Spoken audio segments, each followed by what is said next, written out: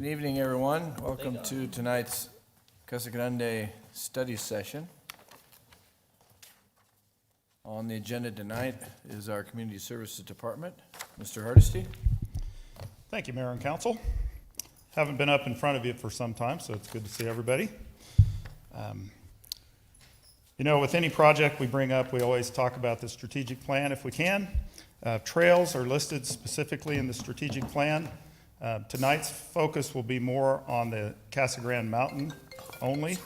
I know that we have a project coming up for other trails within the city, but we'll do that for another time. The Regional Trail System Master Plan was presented to the council back in 2008. It's been embedded in the general plan, so we always look to, whenever we're talking about trails, we always look to this for guidance. Just a little history of Casa Grande Mountain. We do have 17 miles of marked trail up there on the mountain. There's many more miles of trail that weave in and out of the city-owned property. The 17 miles are all on city-owned property. There's other miles that weave in and out that are on private land, other government land. So lots of different trails up there, but we were talking about the marked trails that are groomed. All of these trails are called single track trails, which are 24 inches wide and designed for hiking, biking, and equestrian use only. When you have a single track trail, it's designed, well, the trails that we have were designed for sustainability and safety. The sustainability part is so that when you design a trail, you don't have a big monsoon and then wash it out. So they pick the location and the grade and the way it's designed, built so that it can withstand monsoons and withstand erosion, and trying to keep the loose rock out of the trails. There's a lot of embedded rock, and that helps hold everything in. The trails have been largely maintained by volunteer groups over the years. The mountain park was officially designated in 2012, so between 2012 and 2020, it was mostly volunteer efforts. Starting in 2020, we've been doing contracted trail maintenance. You'll see that in our budget annually from now on, and we're going to try to do semi-annual routine maintenance up on the trail. You can see from this picture the before and after of what a non-groomed trail versus when it's groomed. When it's been used quite a bit, you'll have a lot of loose rock. And loose rock is a little dangerous for the hikers and bikers and equestrian. So that's why you're trying to groom it and keep out the vegetation. Since the COVID issue hit us, OHV sales have been unprecedented, not only locally, but regionally and nationally. I've talked to the state and the county, and they're having these same issues. And OHV, just so we're talking the same thing, is off-highway vehicles. So it includes a lot of different vehicles, but all designed for off-roading use. OHV use sales have been unprecedented since in the last 12 to 18 months. What does that stand for? Off-highway vehicles. Okay. So you'll hear me say OHV a lot when we're talking about off-road or Jeeps or things like that. So Casa Grande Mountain wasn't designed for off-road vehicle use. Historically, there's some old Jeep trails that go in and out of the mountain, but when the single track trails were designed and built, those Jeep trails were not included in it. Single track trails typically will traverse the mountain across the face, where a lot of OHV will go straight up and down the mountain. So that perpendicular usage damages the single track trails quite a bit. And continued OHV use brings up large rock, is very rutted, and again, typically perpendicular to the trail. And you can see these trails up here on the pictures show our single track trails with OHV trails that go across them. So you can imagine riding your bike at a fairly high clip, coming around a curve and then hitting the big rut that's been caused by OHV. So it's fairly dangerous. And we've had some near misses up there too, where vehicles are traveling in one direction and bikes or hikers in another direction. So little concerning up on the mountain. We do have quite a few fences up there trying to define our mountain park. The fences are typically barbed wire, not typically, all barbed wire. It's obviously easily breached. Barbed wire is easily breached by folks. And then another issue up there is we have a lot of landowners. You'll see by the maps that I'm going to show in a few minutes, multiple landowners around the mountain, and it causes multiple access points where OHV use can get into the mountain park. And you can see from the pictures, I just happened to be out there taking some pictures one day, and you see this off-roader coming in and out of an access point there. The barbed wire has been cut and the sign's laying on the ground there. Just kind of a depiction of what we're dealing with on the mountain. The good news for OHV users is that there's hundreds of miles of trail in Arizona. They're designed for OHV use. They're funded, approved, and heavily used. When in talking to the state and county folks, they definitely don't recommend that you have hiking and biking trails in the same location as OHV trails. They like to keep them separated.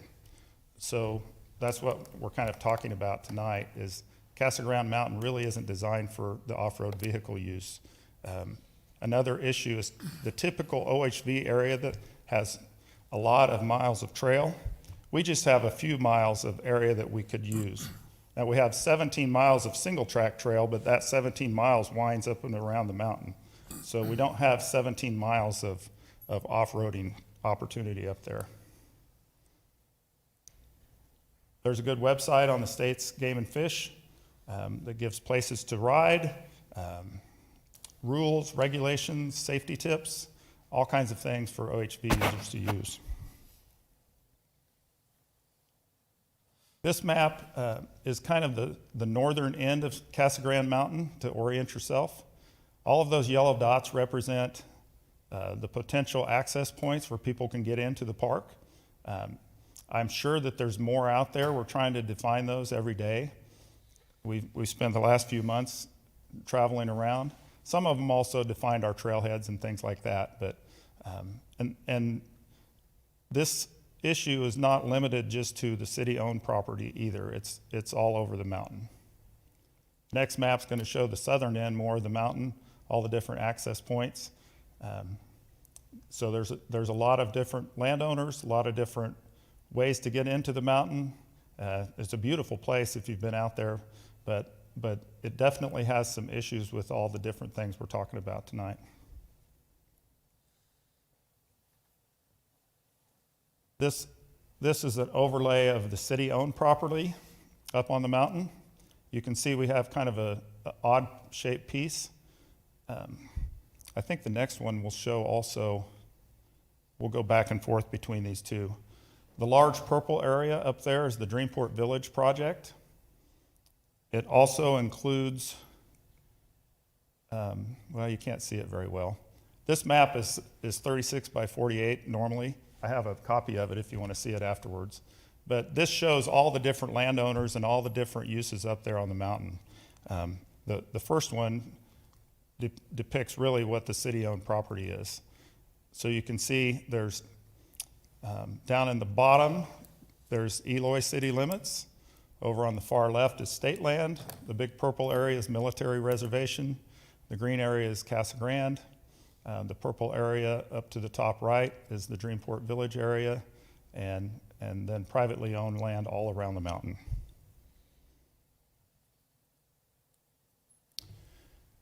One of the other items for discussion tonight is the shooting that happens out around the mountain. As you know, we have a gun range. It's got 5 bays. It's located on Isom Road. The picture on the left shows the gun range. What happens typically when the gun range is very busy, it's very easy for shooters to go on further south, and that yellow circled area there shows the areas that are on private land that gun users typically use. The truck shown there is just a a depiction of where they go. They just go into an area. It's typically on private land. It is fenced, but the fences are broken, and so people go in and out of there quite easily. Our gun range is in the city limits. The next parcel to the south is in the city limits, and then the next parcel further south of that is in the county. So you have different jurisdictions throughout the area. And unfortunately, shooters typically leave behind some debris and trash left over from their shooting. Unfortunately, if you look, I've looked on Google Earth, that area south of the gun range, you can actually see the damage from the satellite photos. It's really just stripped the habitat out of that area. Another little issue right there, and it's not a little issue, but they're shooting any ricochets or any stray bullets go right into the mountain park where people are hiking and biking. And I have had bikers tell me that they've had bullets whiz by. They can hear them. And unfortunately, the further south you go, the lower the mountain is, and our mountain trails kind of wind on the southeast part of the mountain. So there are some conflicts out there that can be concerning. The last item that's for discussion tonight is the trash and the illegal dumping that happens. These are some photos that are on the BLM property that's on the far south end of the mountain. It is also just south of that is Pinal County and Eloy. So there's 3 different jurisdictions that have a lot of the trash on them. And we are planning a cleanup we'll talk about here in just a minute. But this trash is mainly on the south end of the mountain where it's the most remote. We don't have as much trash problems on the north end. It's a little heavier used, closer to the highway, more visible. And it shows, and there's large items and small items. So definitely a concern up there. So moving forward, our action plan kind of has 3 steps. Tonight is a continuation of the awareness. Then we're going to work on education, and finally enforcement. So the education part is going to start Saturday, April 3rd with our cleanup day. So in conjunction with Keep Casa Grande Clean and Beautiful, we're going to also do the first CG Mountain cleanup. And when I say the first official, there's been several cleanups out there over the years, but we're going to try to semi-annually to work it in conjunction with our Keep Casa Grande Clean and Beautiful. This first time we're going to focus on the southern part, which is right at the corner of the BLM land. You can see by the depiction on the right there how you get to it. It doesn't have an address, so we hope that everybody can get out there. But we have a Google Maps location. We'll have some signage. It's basically you just follow Isom Road around until you get to the corner of Isom Road and Hennis Road, and you'll see our tents and volunteers and everybody that's out there. The nice part from the city's aspect, we've had a good multi-department work on this project. We're going to have sanitation services out there, of course, community services, code enforcement, and the police department will be out there. The state game and fish will have a presence, so we will have some uniform officers locally and statewide, and we're also trying to work with Pinal County and Eloy to try to get some of their officers out there.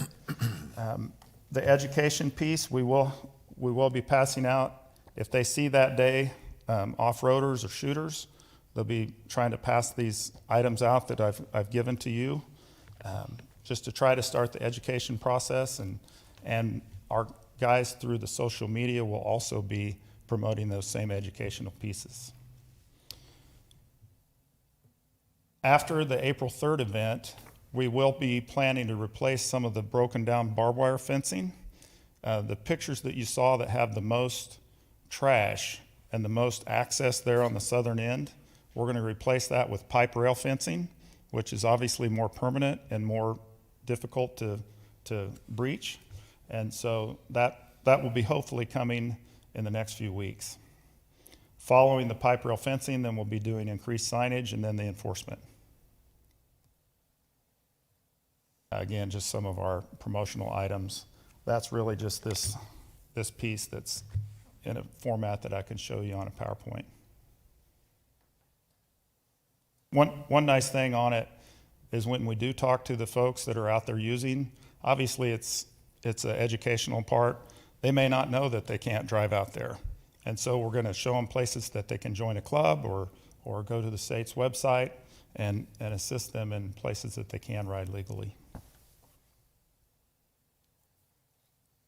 You know, one of the things I'm bringing this up tonight just so that we look at Casa Grande Mountain as an asset. You know, this is a depiction of what it could look like. Those previous pictures are some places of what it does look like. And so issues that happen out there can take decades to repair. So we need to try to start drawing a line in the sand, so to speak, and try to start doing something about it so we can preserve it for the future. So in the future years and beyond, you know, I'm asking the council to support the enforcement activities, support the initiatives that we have, assist in a culture change. We are planning to, and we do have some CIP projects that will be coming up in future years. We need to move the Peart Road trailhead. The Peart Road trailhead is currently on leased property. We need to move it to city-owned property and then connect the trails so that we're all on city-owned land. We are trying to work with adjoining landowners to assist with fencing and signage. It will help if they mark their land no trespassing, because that's another sign that you shouldn't be driving or shooting on that. I do believe that we should look to acquire adjacent land when available, just so that we can try to cut down the access points so that it's just easier to maintain. And of course, preserving Casa Grande Mountain for future generations. So with that, floor is open for questions. Donna, go ahead. First of all, I love the positive attitude about education, of how you're doing that so that we can let those people know where they can go. But I want to ask about when we get to that line in the sand and we have to do enforcement, what do you think that's going to look like? I mean, well, we've been working with the police department, and of course, that's not my area of expertise, but they have a plan, and their plan will, and they've done some research on the statutes and things that could cite people with. So I think we would announce a date that we're going to start enforcing after a short time of education, and then they'll have some increased patrols and increased awareness out there, and then we'll start working on different plans to. I don't know specifically, because I think we'll have to dive into it and then adjust on the fly. Just because of the vast nature of the land, it's not like stopping somebody on Florence Right. Boulevard for speeding. So we'll have to work on some strategies to make it safe and enforceable. and I know that you guys have done a really good job at trying to educate, and I saw a video that was done, and that was an excellent example. We just need to get that out there and update those so that, we get those, in the hands of the people that need to watch it. Right. And I did fail to mention, one of the reasons I'm bringing this up to you tonight is in the last 12 months, I've had numerous emails, numerous phone calls, a couple visits of complaints from citizens. And so I don't know if you've had them, but Yes. I've been here almost 4 years now. In the first 3 years, Casa Grande Mountain, for me, was kind of out of sight, out of mind. I mean, people were using it and everybody's happy, and I didn't hear anything positive or negative. And then in the last 12 months, I've had probably 20 at least different citizens contact me. So Go ahead, Lisa. Well, and that's probably, with COVID, like you said, more and more people are using, going outdoors, and probably many of these people don't necessarily not follow those rules, but are familiar with them. So, but no, it's good that we need to get in on it now, and I know you had some of the bullet points of what we need to do as far as supporting your efforts. Do you feel that you have proper funding for signage and the barbed wire to go where they need to go, any dumpsters and things like that? Because we might have to invest in a little bit more than what we have, since we're having a larger population use the park. sure. So Just say yes, Steve, just say yes. That'll be my job in the CIP process. And then there's also grants, state grant funding. Okay, good. So when we've reached out to the game and fish folks, they were very excited because they have money available for remediation, so to speak, and enforcement. So we'll be looking at all avenues for funding. Just to give you, for instance, we're doing 700 feet of pipe rail fence, and I just did a quick Google Earth search for fence today, and I'll bet we have 5,000 to 7,000 feet of barbed wire fence right now. We don't need all of it replaced. We just need the key access points replaced with something more sturdy. Yeah, okay. Sure. Yeah, go ahead, Jeff.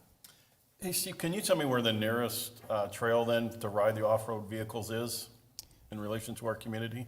We would have to get on the state's website and click on that and look. I know there's some over in Florence. Yeah. There's some south near, and would I say Sawtooth Mountains south? Box Canyon. Box Canyon. Box Canyon area that's- for sure. It's up north of Florence. And as part of the enforcement increase in police presence out there? Yes. Yes. Thank you. Go ahead, Matt. It's been a valuable asset, and we got all the trails built by the volunteers. And now, the neat thing is, of course, you recognize it, is we're trying to get our trails all connected together, but you realize that we have to also put in our budget to maintain these trails every year. Because we did get to have we got a lot of good grants to build those trails, but I'm glad to see that. And kind of with Lisa, if you let us know, because that budget part's gonna be a big piece of it, so I'm sure you will. Sure. But another thing I was thinking is signage, bigger signage too, just saying no off-highway vehicles, because there's plenty of places to do it, they're popular, but there's places you can't, so. Sure, and I'm learning over time that, if you don't have the proper signage, people don't know. That's exactly And- the education piece is, Right. they think they can ride there because someone just rode there yesterday, so. Right. I think, yeah, I could And ride then there. we're gonna try to get a little more sturdy and professional signage too, so. It's gonna definitely be a multi-year campaign. Mr. Powell? The off-road vehicles, to me, and no motorized vehicle signs on that whole area are really important. My daughter went out with some friends, and she'd never been on one. They call it a blade? Is that what they call it? Razor? What? Razor? Razor, not a blade, a razor. Razor blade. And it was her first time, and they were off-roading there on CG Mountain on the east side, and the driver had flipped over, and my daughter was under it. They said she died 3 times going before they got her to care, that she would pass away and come back, and the Eloy people came in and took care of it, but boy, that's dangerous when you get on elevation like you have there. That's what they love to do and it just, even out around the rodeo grounds right now in that desert, they're tearing it up. And they got dust and trails and tearing up the foliage that is normally there. And so the no motorized vehicles, I think, is excellent. That would cover some of the bikes or other things, depending on what people are using. Sure. And like I said before, in Arizona, the great place is there's hundreds and hundreds, I may say thousands of miles of trail available. Oh, yeah. So, that are designed for that, so. Well, that mountain is beautiful. I mean, some of your pictures, you might have to get in Arizona highways, but it is a beautiful mountain, and people abuse it so badly. I've seen people where there's a fence and there's a gate about 20 yards away, and they'll cut it and go through the fence instead of going through and open the gate and going through. I mean, it's just, there's a lot of that type of thing that happens. And of course, people that camp or target practice or whatever have to be, as you insinuated, very careful on what they do there. But it is a beautiful mountain we have. Go ahead, Bob. I wanted to tag on to what Jeff asked about where is the nearest legitimate place that people can go to ride their vehicles. And I think that's always been a problem down in this area. 45 years ago, I was the kid on the motorcycle out there screeching around the mountain and everything. And back then, we would get told, you know, there's only certain places you can ride, and Florence was always the nearest one. Well, we didn't have that ability to load things up and go to Florence.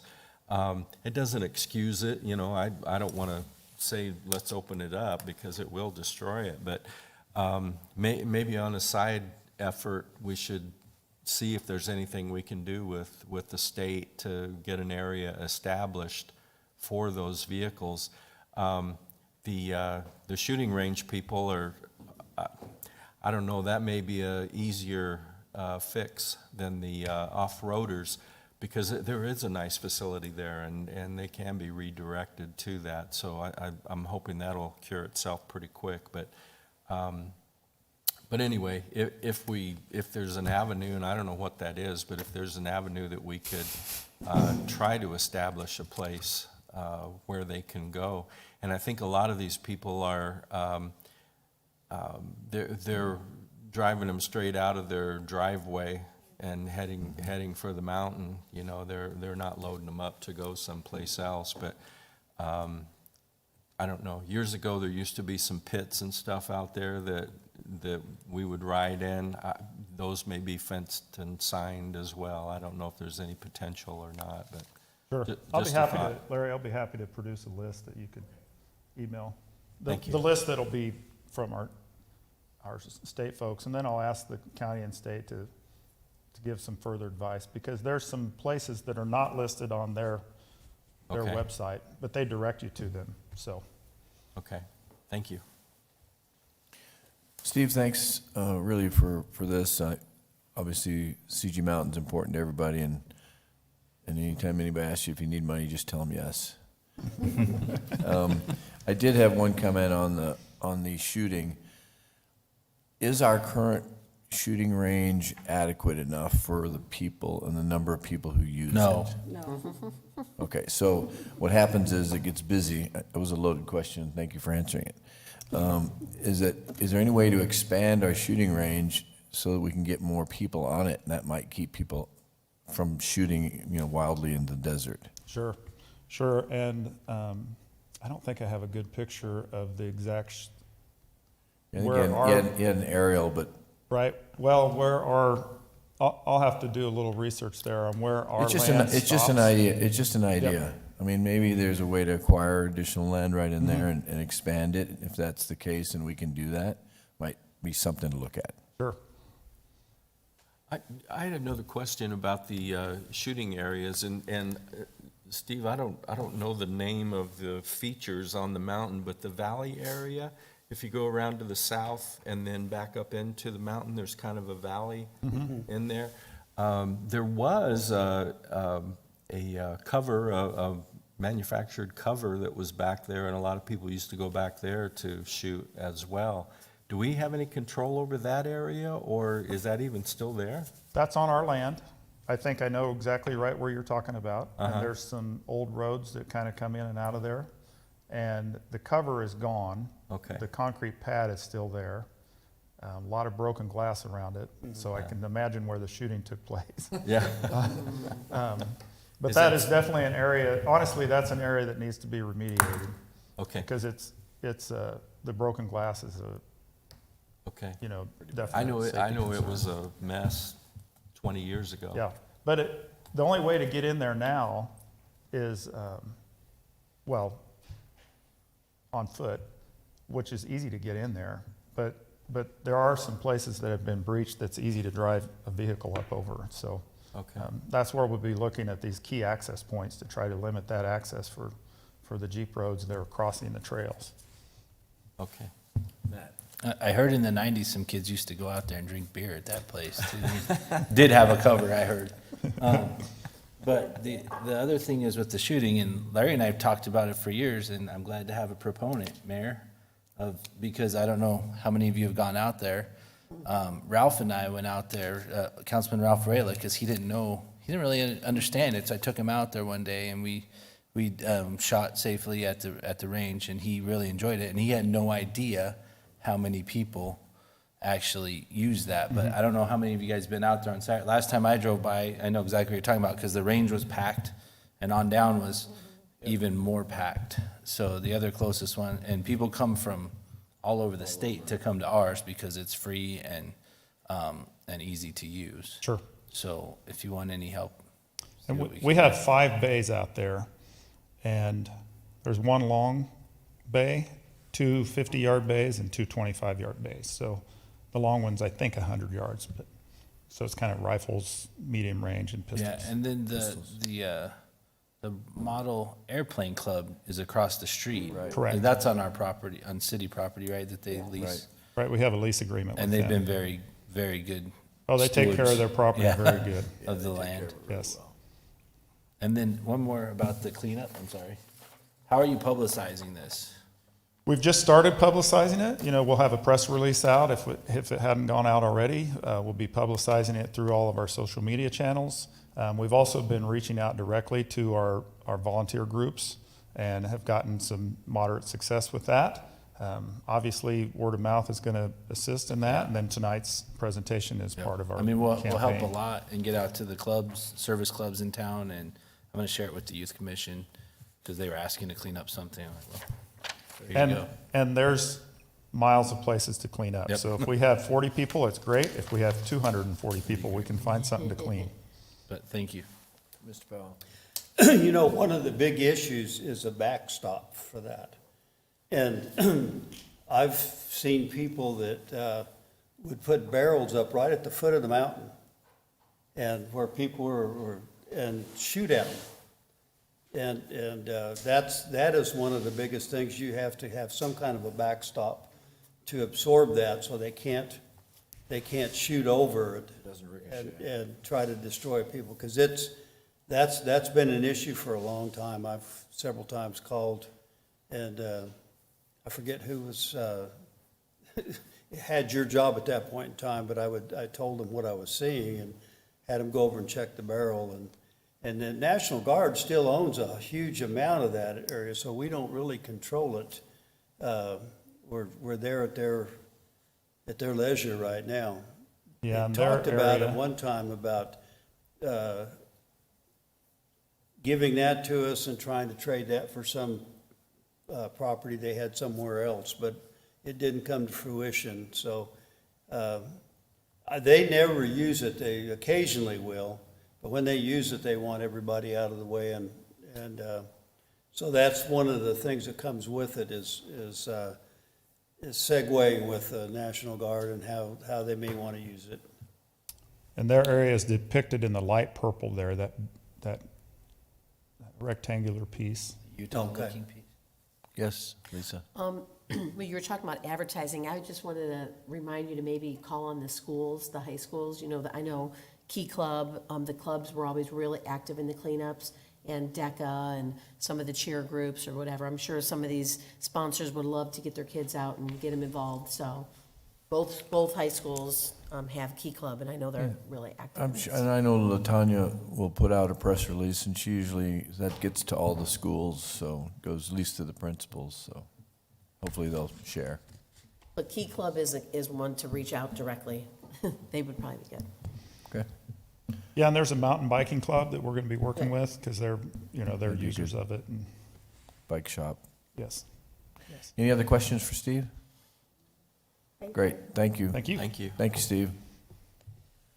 Steve, you'll probably have all this fixed in a couple of months, you think? Or? Yeah. No, you're doing a great job. Keep it up. Mr. Raines, do we have anything else? That's it for the study session. Okay, then we'll stand adjourned until 7 o'clock.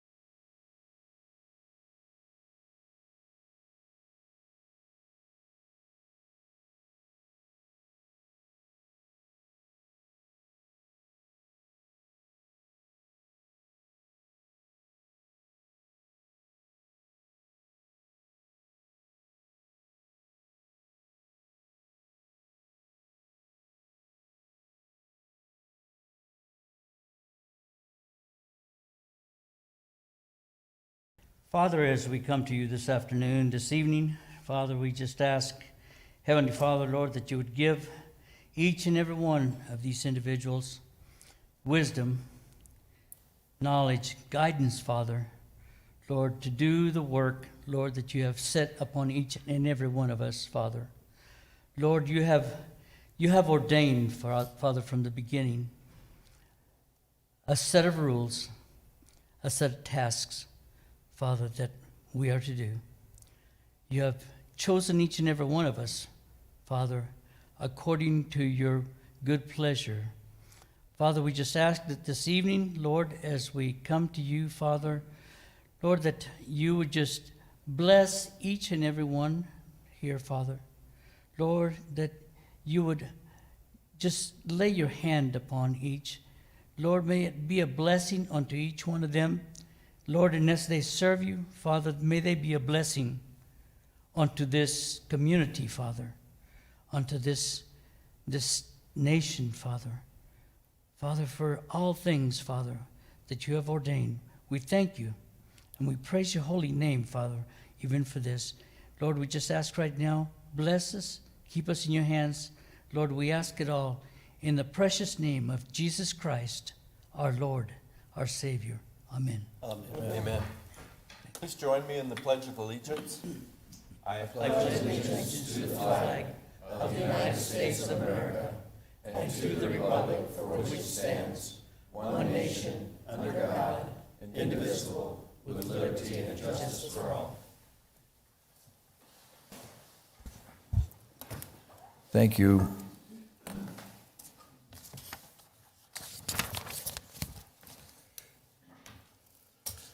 All right, let the roll call show that all council members are present.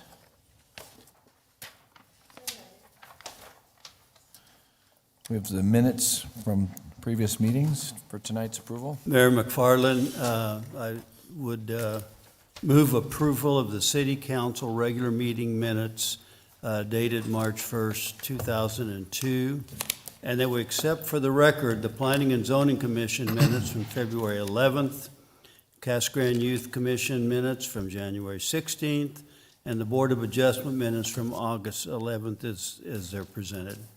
Second. All right, it's been moved and seconded. All those in favor signify by saying aye. Aye. Any opposed? All right, the minutes are approved. Next item is claims against the city. Mayor McFarland, I move to accept and pay the claims, dated February 24th through March 9th, 2021, as presented. Second? All right, it's been moved and seconded. All those in favor signify by saying aye. Aye. Any opposed? All right, the claims have been approved. Meeting agenda approval. Larry, any staff changes to tonight's meeting agenda? Anyone on the council have anything you want to? Okay.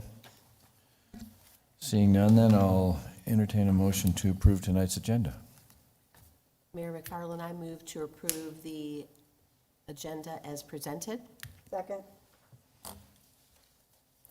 Before we do that, I do want to actually move the reports to before the executive session, so I apologize for that. Is that all right with everybody? Yes. Okay.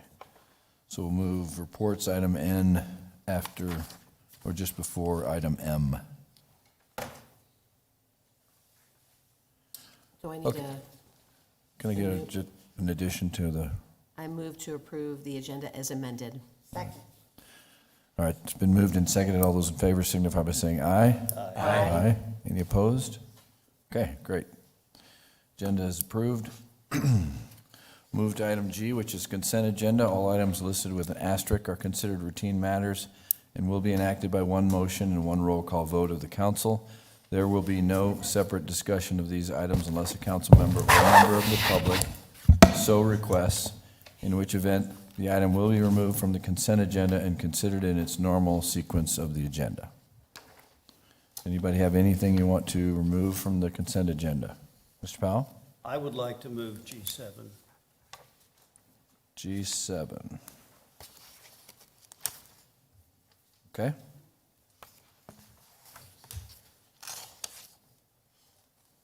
Anyone else? All right, so we're going to remove G7 and consider it next after the approval of this agenda, the consent agenda. So Gloria, then, did I get a second? Or did I get a motion? I didn't I hear don't think you have a motion. How about a motion first? So moved, with the Second. exception of G7. Okay, it's been moved and seconded. Gloria, can I get a roll call vote, please? Councilmember Lavender. Yes. Councilmember McBride. Yes. Councilmember Fitzgibbons. Yes. Councilmember Herman. Yes. Councilmember Powell. Yes. Mayor Pro Tem Huddleston. Yes. Mayor McFarland. Yes. All right, next item on the agenda then is G7. Consider resolution number 5284. It's authorizing the submission of Proposition 202 grant applications to our neighbors, the Gila River Indian community. Mayor McFarland, the reason I pull this is in appreciation of what, this is a grant from the Gila River Indian community. And Casa Grande Alliance has 66,000, Central Arizona Regional Economic Development Foundation, 36,000, Foundation Experience Corps Reading Program, Initiative, Pinell Hispanic Council, 10,000, Casa Grande Valley Historic Society, 5,000, Cemetery, et cetera, Scattered Garden was not awarded. St. Vincent de Paul, 29,899. City of Casa Grande Arts and Humanities, 25,000. Pacific Railroad Underpass Project, and then the City of Casa Grande Arts and Humanities was 10,000. But this is an awful lot of money, and they have been really good sponsors with us. I know they called us before the Odomtosh this year, which I've mentioned before. And because of the COVID, they asked if we would not have it because they didn't want their people coming over and getting exposed and going back. So we've had a really good relationship with them, and I just wanted to, if people are listening in the public, to realize all that they do. Thank you. All right, thank you, Mr. Powell. And I move approval. Second. Okay, it's been moved and seconded. Mary, did you want to say something? Okay, Mr. Mayor, yes, this is a resolution. okay. Yes. Yeah, didn't we have a motion? Yeah.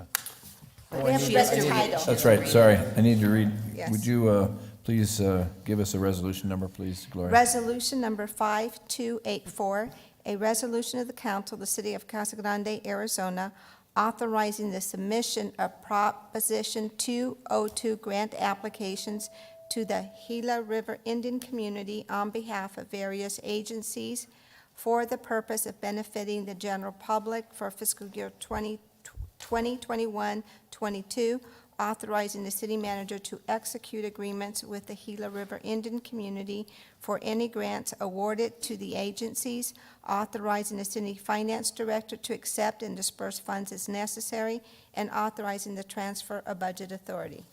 Now you can approve it, Mr. I Powell. move approval. Second. All right, we have a motion and a second. Can I get a roll call vote, please, Gloria? Councilmember Lavender. Yes. Councilmember McBride. Yes. Councilmember Fitzgibbons. Yes. Councilmember Herman. Yes. Councilmember Powell. Yes. Mayor Pro Tem Huddleston. Yes. Mayor McFarland. Yes. All right, next item on the agenda is item I, which is award of contracts and considering a resolution number 5287. Mr. Lewis?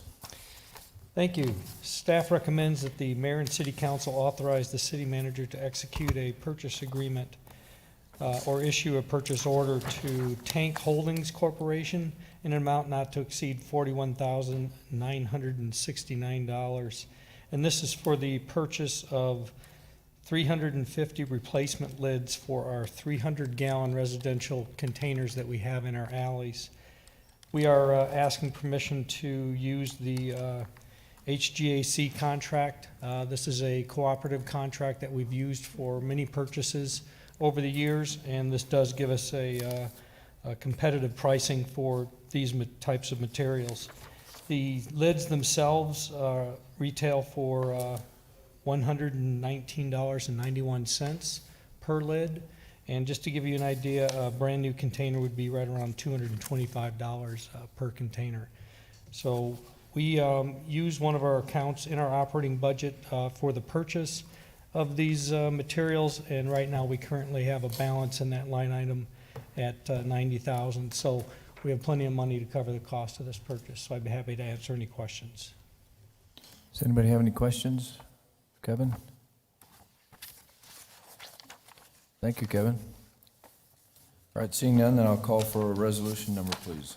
Resolution number 5287, a resolution of the council of the city of Casa Grande, Arizona, accepting the bid from Tank Holding Corporation for the purchase of 350 300-gallon refuge container replacement lids, authorizing expenditure of public funds and authorizing execution of a contract with or purchase order to Tank Holding Corporation. Mayor McFarland, I would move for the approval of resolution number 5287 as presented. Second? All right, it's been moved and seconded. Gloria, can I please get a roll call vote? Councilmember Lavender. Yes. Councilmember McBride. Yes. Councilmember Fitzgibbons. Yes. Councilmember Herman. Yes. Councilmember Powell. Yes. Mayor Pro Tem Huddleston. Yes. Mayor McFarland.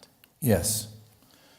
All right, next item is under boards and commissions. We have an ordinance, actually, excuse me, consider approval of Mr. Mark Bonzel.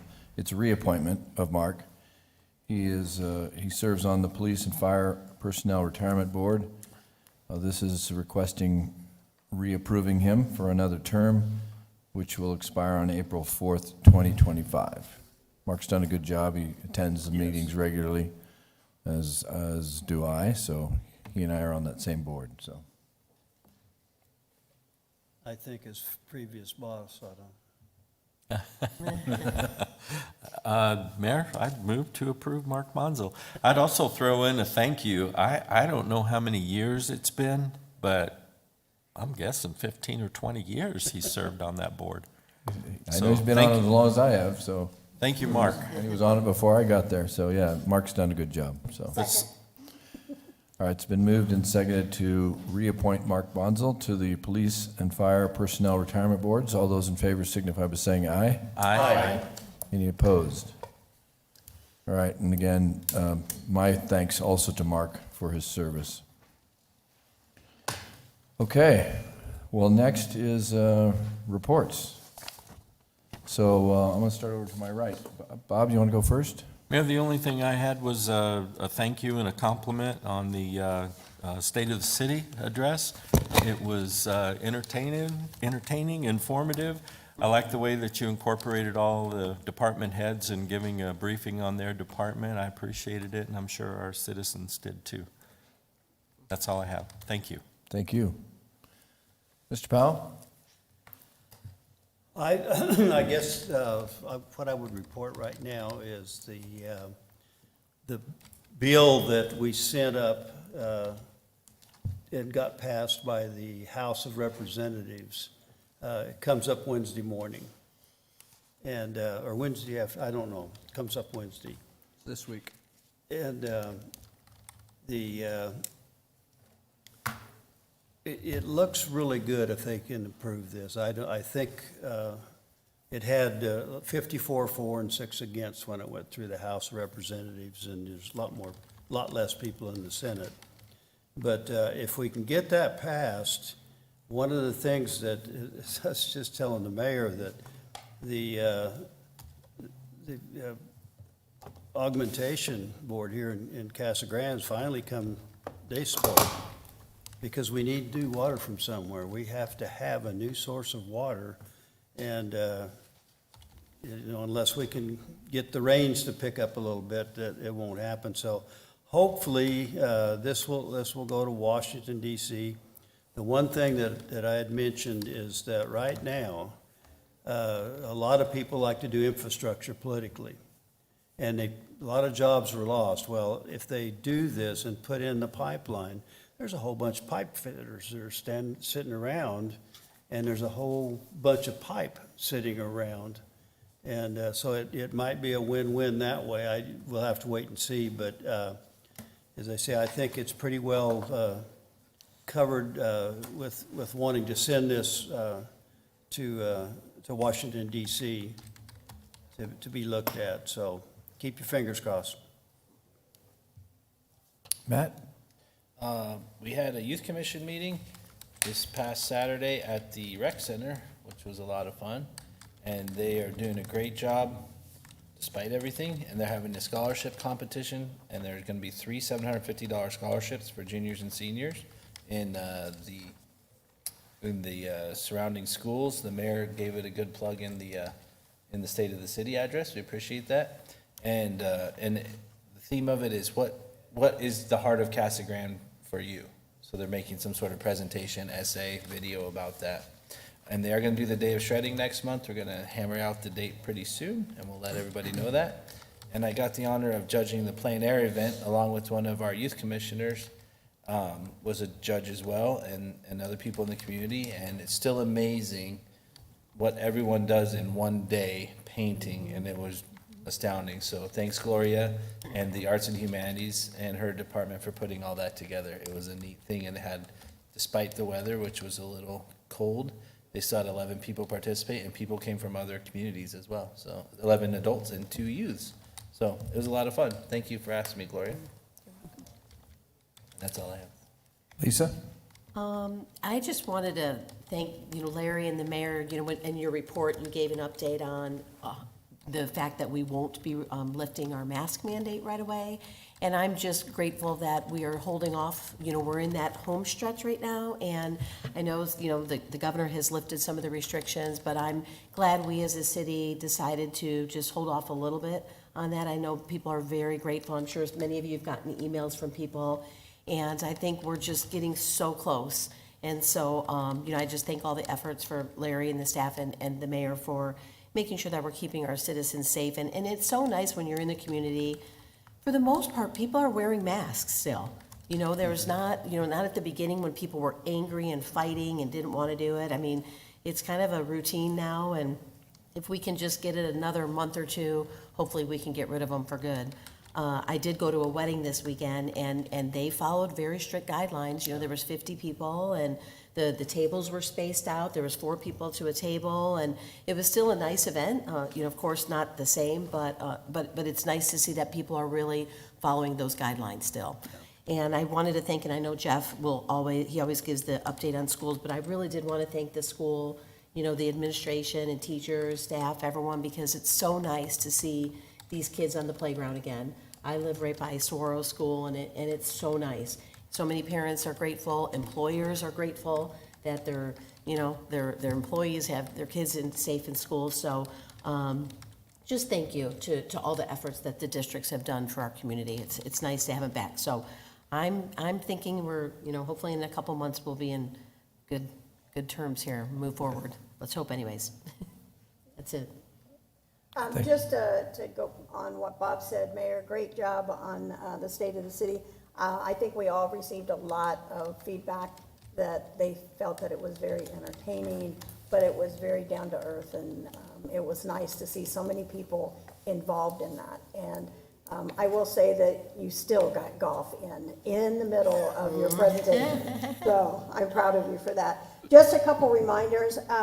Kudos to, I know that we had a major cleanup on the south side and west side, and I found it really interesting when Larry gave his update. There was like over 600 tires collected and almost 4 tons of trash. While that's sad, it's great that we got it cleaned up. Now we just need people to be responsible and keep it cleaned up.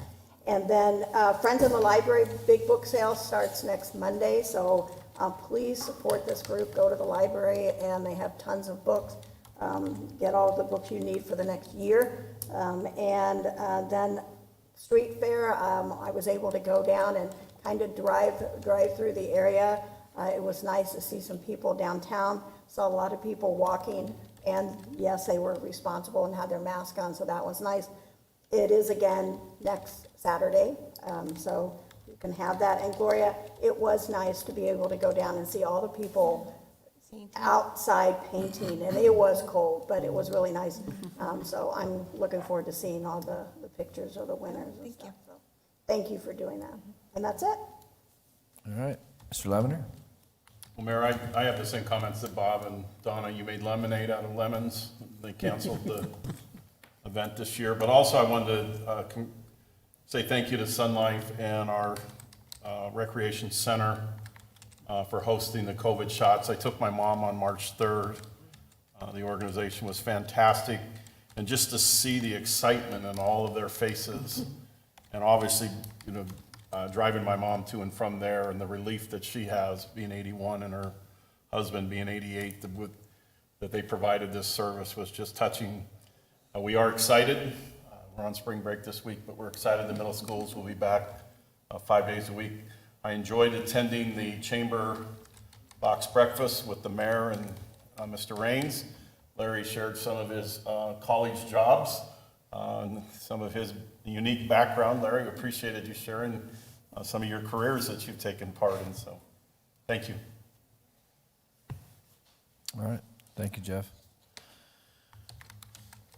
Well, yeah, I think we had a pretty successful State of the City address, and you can watch it again. It's on our website, so if you missed it, I'd encourage you to go check it out. It really gave a good overview of all of the departments in the city, and which we haven't really done in the past. And so I thought that was actually pretty good. Turned out better than I You're gonna be expected. on Broadway, you keep that up then. Yeah. Well, I don't know. The department directors were pretty cool under the camera. Just a COVID update. Our numbers, we're getting a little bit of a spike this week. Not terrible, but hopefully we'll see where that goes. Hopefully they'll come back down. We are continuing to do vaccines, so please get vaccinated as soon as you can. I think it's up to now 55 and older can get their vaccines, so that's a pretty good chunk of our population. And we will be setting up, I believe, a more permanent location, and more information will come out from our PIO, but we think we're going to have Sun Life kind of permanently located at Lencola, at least for the near future. So they'll have a consistent location on where we can tell people to go and get their vaccines. So the governor did issue some changes in proclamations. Just want to make everybody aware of that.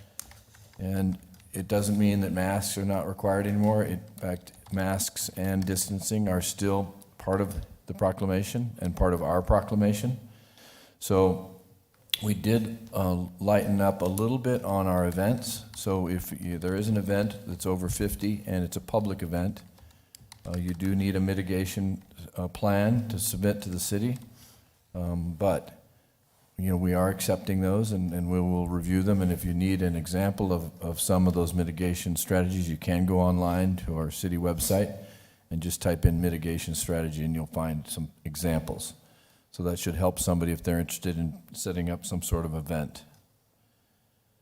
The rescue plan is out. We're just getting the numbers. This is the national program coming out of Congress.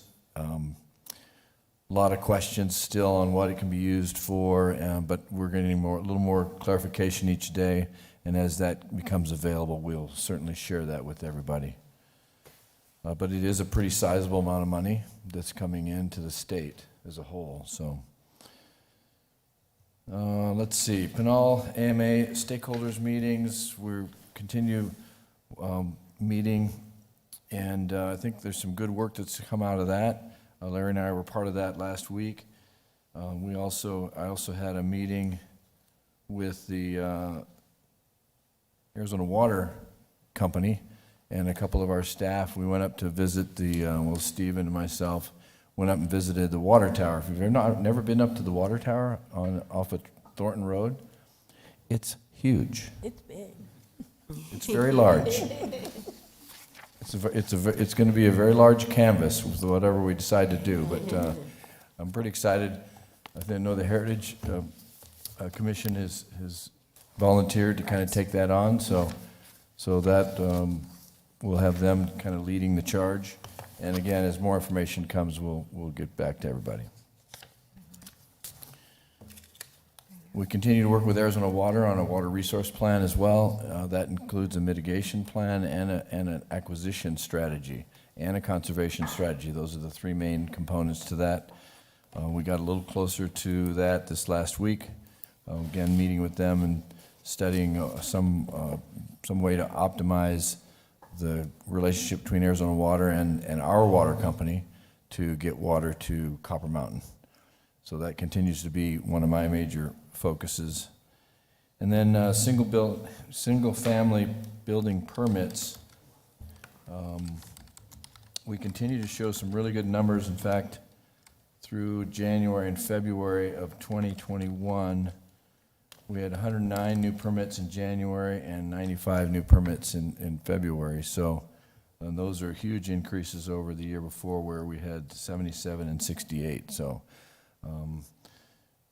again, we're up about 42% on new home building permits. So the trend continues. And then I know it was mentioned, the neighborhood cleanup. I think that was a really good effort on everybody's parts.